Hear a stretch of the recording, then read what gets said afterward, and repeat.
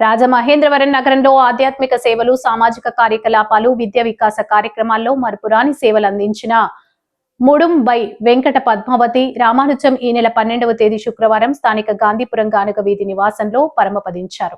ప్రముఖ engineer apex architecture సంస్థను నిర్వహిస్తున్న రామానుజం ధర్మపత్ని ఈ పద్మావతి సాంప్రదాయ ఆధ్యాత్మిక విలువలను ఆధునిక జీవన విధానంతో అనుసంధానించి ప్రజలకు సులభంగా చేరవేస్తూ చిన్నజీయర్ స్వామి స్థాపించి ప్రజ్ఞా వికాస తరంగిణి కార్యక్రమానికి కోఆర్డినేటర్ గా విశిష్ట సేవలందించారు. ఆంధ్రకేసరి యువజన సమితి సెక్రటరీ, కరెస్పాండెంట్, బీజేపీ సభ్యురాలుగా, ఎఫ్ఎస్ఐ సభ్యురాలుగా, పాఠశాల విద్యార్థులకు మోటివేషన్ స్పీకర్ గా సమాజ సేవలో అవిరళ కృషి చేసిన ఆమె సేవలను పలువురు నగర ప్రముఖులు గుర్తు చేసుకున్నారు.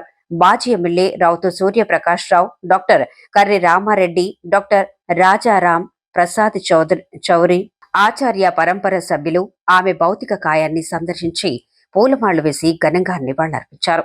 రామానుజం కుటుంబ సభ్యులకు ప్రగాఢ సానుభూతిని తెలిపారు.